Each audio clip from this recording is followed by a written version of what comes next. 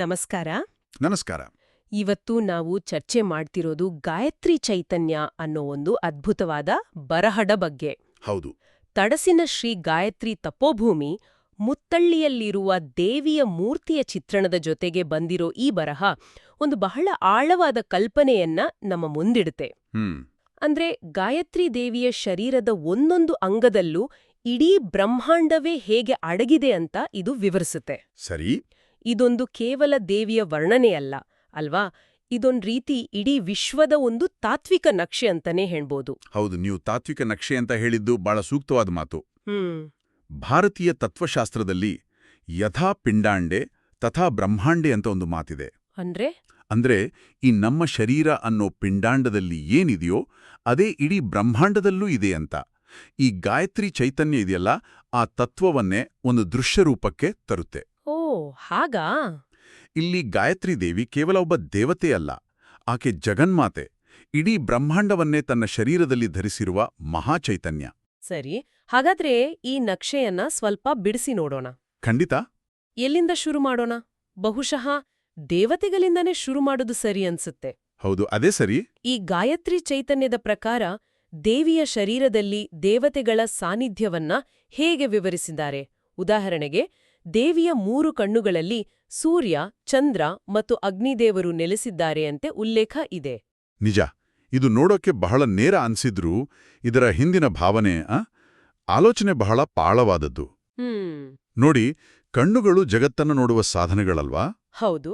ಹಾಗೆಯೇ ಬ್ರಹ್ಮಾಂಡದಲ್ಲಿ ಬೆಳಕಿನ 3 ಮುಖ್ಯ ಮೂಲಗಳು ಅಂದ್ರೆ ಸೂರ್ಯ, ಚಂದ್ರ ಮತ್ತು ಅಗ್ನಿ. ಸರಿ. ಸೂರ್ಯ ಜ್ಞಾನದ ಪ್ರಖರತೆಯನ್ನು ಪ್ರತಿನಿಧಿಸಿದ್ರೆ, ಚಂದ್ರ ಮನಸ್ಸಿನ ಶೀತಲತೆ, ಭಾವನೆಗಳನ್ನು ಪ್ರತಿನಿಧಿಸ್ತಾನೆ. ಇನ್ನು ಅಗ್ನಿ ಇದೆಯಲ್ಲ, ಅದು ನಮ್ಮ ಆಂತರಿಕ ಶಕ್ತಿಯ ಸಂಕೇತ. ಓಕೆ. ಈ 3 ಕಣ್ಣುಗಳಲ್ಲಿ ಸ್ಥಾಪಿಸೋದರ ಮೂಲಕ ನಮ್ಮ ದೃಷ್ಟಿ ಅಂದ್ರೆ ಬಾಹ್ಯ ಮತ್ತು ಆಂತರಿಕ ನೋಟ ಎರಡೂ ದೈವಿಕ ಶಕ್ತಿಗಳಿಂದಲೇ ಪ್ರೇರಿತವಾಗಿದೆ ಅನ್ನೋ ಸಂದೇಶವನ್ನು ಕೊಟ್ಟಿದ್ದಾರೆ. ಅದ್ಭುತ. ಹಾಗೆ ನಾಲಿಗೆಯಲ್ಲಿ ಜ್ಞಾನದೇವತೆ ಸರಸ್ವತಿ ನೆಲೆಸಿದ್ದಾಳೆ ಅಂತಾನೂ ಹೇಳಲಾಗಿದೆ. ನಿಖರವಾಗಿ.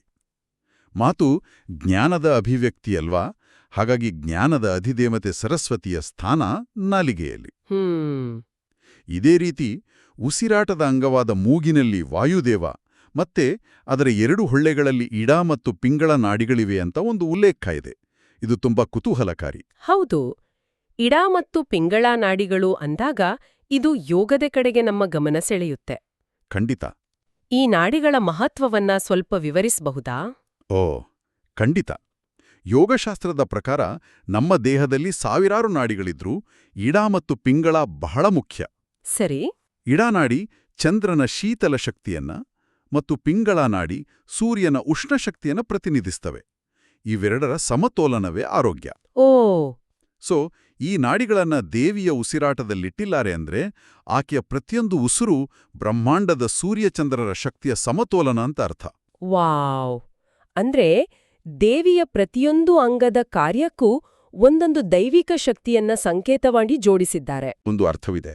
ತೋಳುಗಳು ನಮ್ಮ ಕರ್ಮದ ಅಂಗ ಅಂದ್ರೆ ಕ್ರಿಯೆಯ ಅಂಗ. ಹಾಗಾಗಿ ಅಲ್ಲಿ ಪಾಲನಾಕರ್ತನಾದ ವಿಷ್ಣುವಿನ ಅಂಶವನ್ನ ಇತ್ತಿದ್ದಾರೆ. ನಮ್ಮ ಕ್ರಿಯೆಗಳು ಧರ್ಮಬದ್ಧವಾಗಿರಬೇಕು ಅನ್ನೋದು ಅದರ ಸಂದೇಶ. ಅದೇ ರೀತಿ ಪಾದಗಳಲ್ಲಿ ಪೃಥ್ವೀದೇವಿಯನ್ನ ಸ್ಥಾಪಿಸಿರೋದು ನಾವು ಭೂಮಿಯ ಜೊತೆಗಿನ ನಮ್ಮ ಸಂಪರ್ಕವನ್ನ ಸದಾ ನೆನಪಿನಲ್ಲಿಡಬೇಕು ಅಂತ. ರಕ್ತದ ಬಗ್ಗೆ ಒಂದು ಉಲ್ಲೇಖ ನನ್ನ ಗಮನ ಸೆಳೆಯಿತು. ಹಗಲಿನಲ್ಲಿ ಸೌರ ದೇವತೆಗಳು ಮತ್ತೆ ರಾತ್ರಿಯಲ್ಲಿ ಚಾಂದ್ರ ದೇವತೆಗಳು ರಕ್ತದಲ್ಲಿರ್ತಾರೆ ಅಂತ ಹೇಳಲಾಗಿದೆ. ಹೌದು, ಇದು ಕೇಳಲಿಕ್ಕೆ ಎಷ್ಟು ಕಾವ್ಯಾತ್ಮಕವಾಗಿದೆ ಅಲ್ವಾ? ಹೌದು, ಖಂಡಿತ. ಇದು ಶರೀರಕ್ಕೂ ಪ್ರಕೃತಿಗೂ ಇರೋ ಅವಿನಾಭಾವ ಸಂಬಂಧವನ್ನ ತೋರ್ಸೋಕೆ ಒಂದು ಅತ್ಯುತ್ತಮ ಉದಾಹರಣೆ. ಹೇಗೆ? ಈಗ ನೋಡಿ, ಆಧುನಿಕ ವಿಜ್ಞಾನ ಸರ್ಕೇಡಿಯನ್ ರಿದಮ್ ಬಗ್ಗೆ ಮಾತಾಡ್ತೆ. ಜೈವಕ ಗಡಿಯಾರ. ಅದೇ ದಿನದ ಸಮಯಕ್ಕೆ ತಕ್ಕಂತೆ ನಮ್ಮ ದೇಹದಲ್ಲಿ ಬದಲಾವಣೆ ಆಗುತ್ತೆ. ನಮ್ಮ ಪೂರ್ವಜರು ಇದೇ ಸತ್ಯವನ್ನ ದೈವಿಕ ಭಾಷೆಯಲ್ಲಿ ಹೇಳಿದ್ದಾರೆ ಅಷ್ಟೇ. ಹಗಲು ಸೂರ್ಯನ ಶಕ್ತಿ, ರಾತ್ರಿ ಚಂದ್ರನ ಶಕ್ತಿ. ಓ ಹಾಗೆ, ಅರ್ಥವಾಯ್ತು. ನಮ್ಮ ಶರೀರ ಬ್ರಹ್ಮಾಂಡದ ಲಯದ ಜೊತೆಗೆ ಹೇಗೆ ಸ್ಪಂದಿಸುತ್ತೆ ಅನ್ನೋದಕ್ಕೆ ಇದೊಂದು ಸುಂದರ ರೂಪಕ. ಹಾಗಾದ್ರೆ ಈ ನಕ್ಷೆಯಲ್ಲಿ ಕೇವಲ ದೈವಿಕ ಶಕ್ತಿಗಳ ಬಗ್ಗೆ ಮಾತ್ರ ಇದೆಯಾ, ಅಥವಾ ಜ್ಞಾನದ ಪ್ರತೀಕವಾದ ಗುರು ಋಷಿಗಳಿಗೂ ಸ್ಥಾನ ಇದೆಯಾ? ಖಂಡಿತವಾಗಿಯೂ ಇದೆ.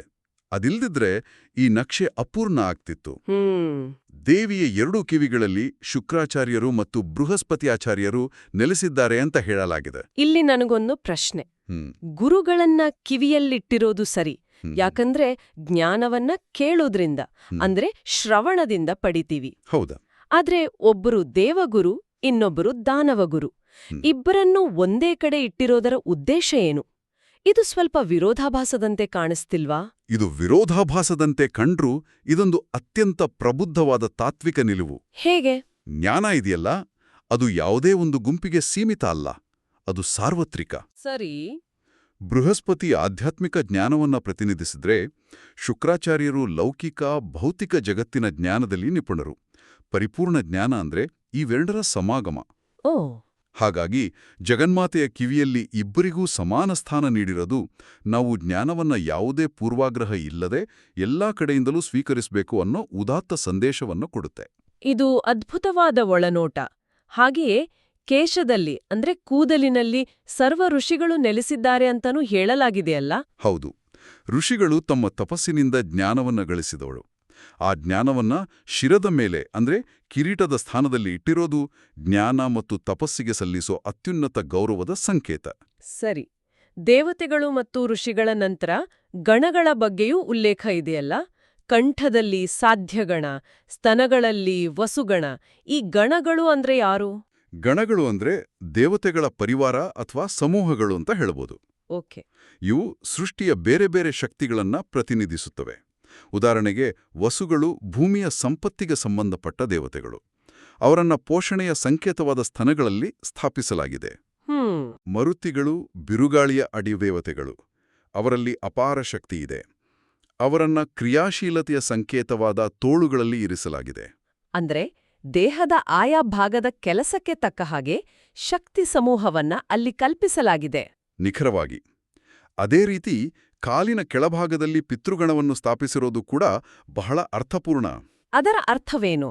ನಮ್ಮ ಅಸ್ತಿತ್ವಕ್ಕೆ ನಮ್ಮ ಪೂರ್ವಜರೇ ಮೂಲ ಅಲ್ವಾ? ಅವರಿಗೆ ನಾವು ಸಲ್ಲಿಸಬೇಕಾದ ಗೌರವವನ್ನ ಮತ್ತು ಅವರಿಂದ ನಾವು ಪಡೆದ ಆಧಾರವನ್ನ ಇದು ಸದಾ ನೆನಪಿಸುತ್ತೆ. ಇಲ್ಲಿಯವರೆಗೆ ನಾವು ಶರೀರದೊಳಗಿನ ದೈವಿಕ ಅಂಶಗಳನ್ನ ನೋಡಿದ್ವಿ. ಈಗ ನಮ್ಮ ದೃಷ್ಟಿಯನ್ನ ಇನ್ನಷ್ಟು ವಿಸ್ತರಿಸೋಣ. ಇಡೀ ಸೃಷ್ಟಿಯನ್ನೇ ಅಂದ್ರೆ ಭೂಮಿ, ಆಕಾಶ, ಪರ್ವತಗಳನ್ನೇ ಈ ಶರೀರದಲ್ಲಿ ಗುರುತಿಸಲಾಗಿದೆ. ಹೌದು. ಮಸ್ತಕದಲ್ಲಿ ಸ್ವರ್ಗ, ಹೊಟ್ಟೆಯಲ್ಲಿ ಆಕಾಶ, ನಾಭಿಯಲ್ಲಿ ಅಂತರಿಕ್ಷ. ಈ ಕಲ್ಪನೆ ನಿಜಕ್ಕೂ ಬೆರಗು ಮೂಡಿಸುತ್ತೆ. ಇದು ಪಿಂಡಾಂಡದಲ್ಲಿ ಬ್ರಹ್ಮಾಂಡ ತತ್ವದ ಅತ್ಯಂತ ಸ್ಪಷ್ಟವಾದ ಅಭಿವ್ಯಕ್ತಿ. ಮಸ್ತಕ ನಮ್ಮ ಚೈತನ್ಯದ ಅತ್ಯುನ್ನತ ಕೇಂದ್ರ, ಹಾಗಾಗಿ ಅಲ್ಲಿ ಸ್ವರ್ಗ. ಹೊಟ್ಟೆ ಎಲ್ಲವನ್ನೂ ತನ್ನೊಳಗೆ ಸೇರಿಸಿಕೊಳ್ಳುತ್ತೆ, ಹಾಗಾಗಿ ಅಲ್ಲಿ ಆಕಾಶ. ಸರಿ.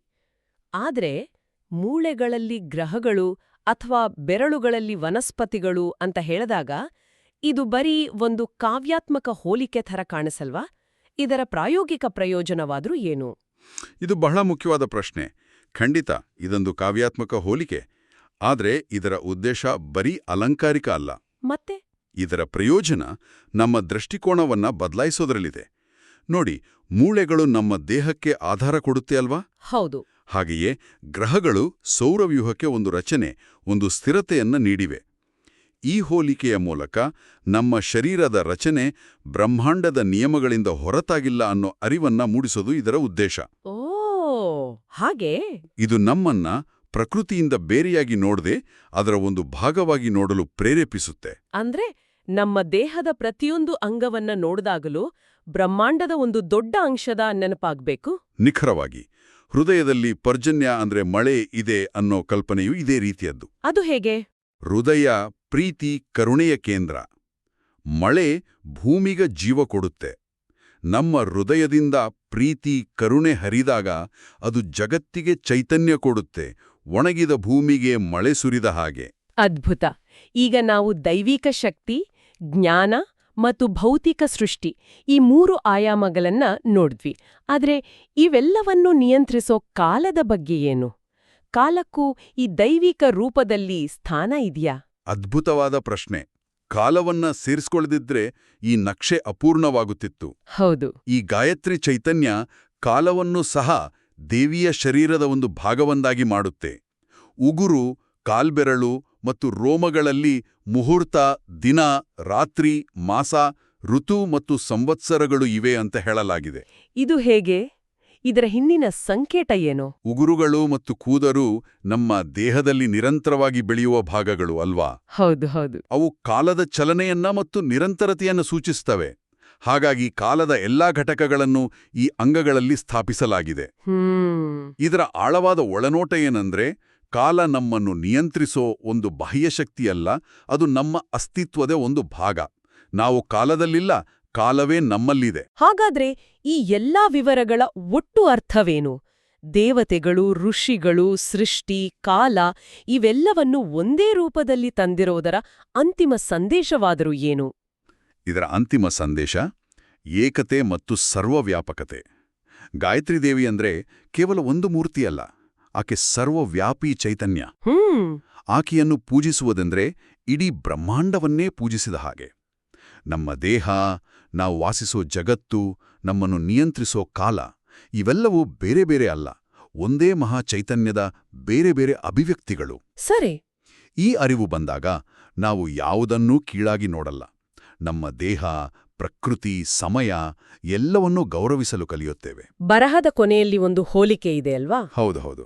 ಕಾಮಧೇನುವಿನಂತೆ ಈ ಜಗನ್ಮಾತೆ ತನ್ನ ಮಕ್ಕಳ ಅಂದೆ ಭಕ್ತನ ಎಲ್ಲಾ ಇಚ್ಛೆಗಳನ್ನ ಪೂರೈಸುತ್ತಾಳೆ ಅಂತ ಹೇಳಲಾಗಿದೆ.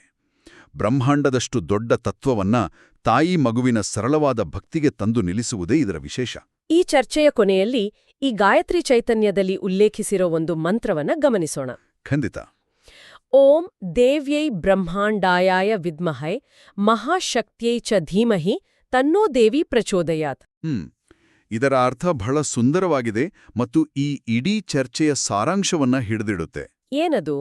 ಸಂಪೂರ್ಣ ಬ್ರಹ್ಮಾಂಡದ ಸ್ವರೂಪಳಾದ ದೇವಿಯನ್ನ ನಾವು ಅರಿಯಲು ಪ್ರಯತ್ನಿಸುತ್ತೇವೆ. ಆ ಮಹಾಶಕ್ತಿಯನ್ನ ಕುರಿತು ನಾವು ಧ್ಯಾನಿಸುತ್ತೇವೆ. ಆ ದೇವಿಯು ನಮ್ಮ ಬುದ್ಧಿಶಕ್ತಿಯನ್ನ ಪ್ರಚೋದಿಸಲಿ, ನಮಗೆ ಸ್ಫೂರ್ತಿ ನೀಡಲಿ. ಈ ಗಾಯತ್ರಿ ಚೈತನ್ಯ ನಮಗೆ ವಿಶ್ವದ ಒಂದು ತಾತ್ವಿಕ ನಕ್ಷೆ ಕೊಟ್ರೆ, ಈ ಮಂತ್ರ ಆ ವಿಶ್ವಶಕ್ತಿಯ ಜೊತೆ ಸಂಪರ್ಕ ಸಾಧಿಸೋಕೆ ಒಂದು ಸಾಧನವನ್ನ ಕೊಡುತ್ತೆ. ಇಡೀ ಬ್ರಹ್ಮಾಂಡವೇ ಒಂದು ದೈವಿಕ ರೂಪದಲ್ಲಿ ಅಡಗಿದೆ ಅಂದಮೇಲೆ, ಮತ್ತು ನಮ್ಮ ಶರೀರವೂ ಆ ಬ್ರಹ್ಮಾಂಡದ ಒಂದು ಪ್ರತಿಬಿಂಬವೇ ಅಂದಮೇಲೆ, ನಮ್ಮ ದೈನಂದಿನ ಚಿಕ್ಕಪುಟ್ಟ ಕೆಲಸಗಳು, ಆಲೋಚನೆಗಳು ಮತ್ತು ಭಾವನೆಗಳಿಗೂ ಒಂದು ಬ್ರಹ್ಮಾಂಡದಷ್ಟು ದೊಡ್ಡ ಅರ್ಥ ಇರಬಹುದಾ? ಈ ಯೋಚನೆಯೊಂದಿಗೆ ಇಂದಿನ ಚರ್ಚೆಯನ್ನು ಮುಗಿಸೋಣ.